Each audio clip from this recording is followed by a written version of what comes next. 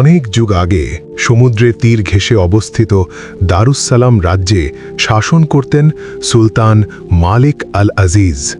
নামে আজিজ অর্থাৎ প্রিয় ও শক্তিশালী, কিন্তু তার হৃদয়ে ছিল পাথরের চেয়েও কঠিন। অহংকার তার চোখে কালো মেঘের মতো ঘনিয়ে এসেছিল। তিনি নিজেকে শ্রেষ্ঠ মনে করতেন, প্রজাদেরকে কেবল তার রাজকোষের কীট পতঙ্গ বলে ভাবতেন। তার প্রাসাদ ছিল স্বর্গের মতো, সোনার মিনার, রূপোর দরজা, মণিমুক্তার ঝাড়বাতে। কিন্তু রাজ্যের গ্রামগুলো ছিল দারিদ্র্য আর কান্নার আঁকড়া। সুলতানের জুলুম ছিল নির্মম। খাজনা বছরে বছরে বাড়ত, যেন আকাশ থেকে তারার মতো ঝরে পড়া অসম্ভব কিছু। যে কৃষক খাজনা দিতে না পারত, তার জমি রাজার খাস জমিতে যোগ হতো। শুধু জমি নয়, সে নিজে, তার ছেলে মেয়েরা গোলামখানায় বন্দী হতো। এক বৃদ্ধ কৃষক আব্দুল্লাহ বন্যায় ফসল হারিয়ে খাজনা না দিতে পেরে দরবারে গিয়েছিলেন। কাঁপা গলায় বলেছিলেন, হুজুর, আমার নাতি নাতনিরা অনাহারে কাঁদছে, একটু দয়া করুন, আল্লাহর বাস্তে। সুলতান হেসে উঠেছিলেন, সেই হাসি ছিল বিষাক্ত তীরের মতো। তিনি বললেন, দয়া? তোমার মতো অকর্মণ্যের জন্য দয়া নেই। তোমার জমি আমার, আর তুমি আমার গোলাম। আব্দুল্লাহকে চাবুক মেরে নিয়ে যাওয়া হয়েছিল। তার চিৎকার রাজপ্রাসাদের দেয়ালে প্রতিধ্বনিত হয়েছিল, কিন্তু সুলতানের কানে পৌঁছায়নি। আরেক যুবক ইব্রাহিম আল ফকির, যার চোখে স্বপ্ন ছিল, হৃদয়ে ভালোবাসা। তার বোনের বিয়ের জন্য খাজনা দিতে দেরি হয়েছিল। সুলতানের সৈন্যরা রাতের অন্ধকারে তার কুঁড়েঘরে আগুন লাগিয়ে দিয়েছিল। আগুনের লেলিহান শিখা দেখে ইব্রাহিম চিৎকার করেছিল, আমার মা বাবা, আমার বোন। কিন্তু সৈন্যরা তাকে শিকল পরিয়ে গোলামখানায় নিয়ে গিয়েছিল। তার মা বাবা রাস্তায় ভিক্ষা করতে বাধ্য হয়েছিলেন। রাজ্যের প্রজারা গোপনে ফিসফিস করত, আল্লাহর গজব কবে নামবে এই জালিমের উপর। একদিন সুলতানের মনে হল তিনি সমুদ্র জয় করবেন। তিনি এক অতুলনীয় জাহাজ তৈরি করালেন, আল আজিজিয়া।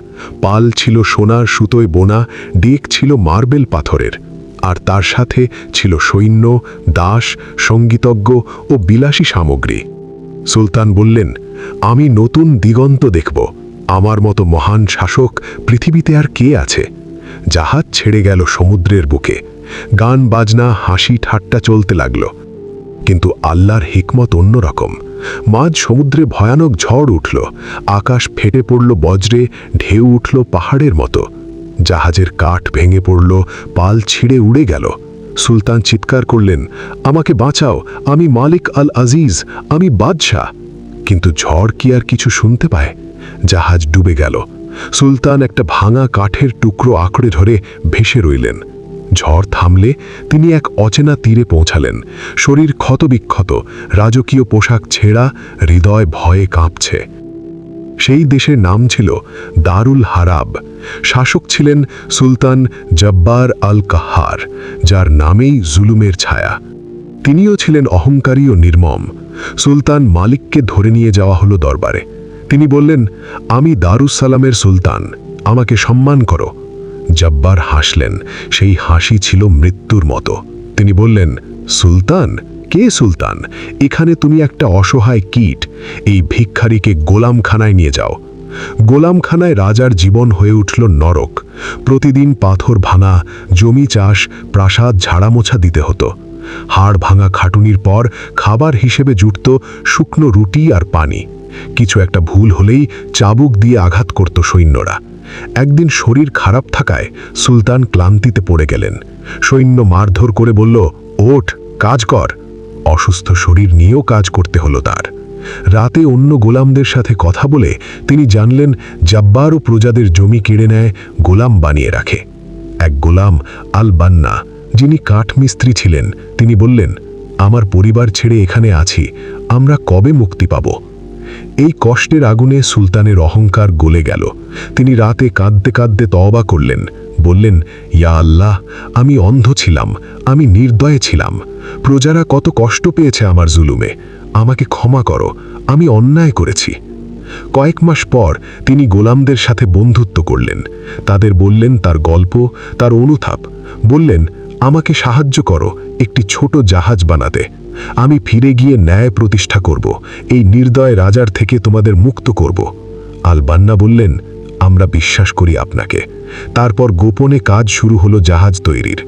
রাতের অন্ধকারে কাঠ কাটা, পাল বোনা, সুলতান নিজের হাতে কাজ করলেন।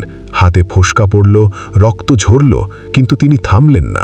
অবশেষে এক সাধারণ কিন্তু মজবুত জাহাজ তৈরি হলো। তারা গোপনে সমুদ্রে নামালো। বিদায়ের সময় সুলতান বললেন, তোমাদের ঋণ শোধ করব, আল্লাহ তোমাদের মুক্তি দেবেন। জাহাজ নিয়ে তিনি দারুস-সালামে ফিরলেন। পথে অনেক বিপদের সম্মুখীন হলেন, কিন্তু আল্লাহর রহমতে পৌঁছে গেলেন।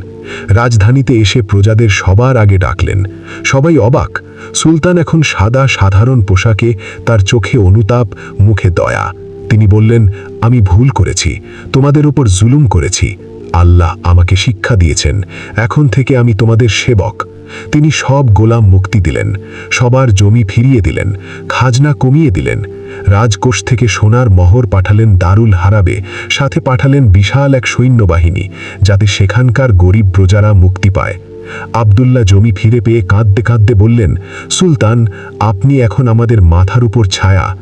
ইব্রাহিম মুক্তি পেয়ে পরিবারের সাথে মিলিত হয়ে আল্লাহর শুকরিয়া আদায় করল। সুলতান এখন প্রজাদের সাথে বসে কথা বলেন, তাদের সমস্যা শোনেন, সমাধান করেন। রাজ্যে শান্তি ফিরে এলো, লোকজন হাসি খুশিভাবে বসবাস করতে লাগল। তিনি হয়ে উঠলেন এক ন্যায়পরায়ণ সুলতান, যার গল্প ছড়িয়ে পড়ল দূর দূরান্তে।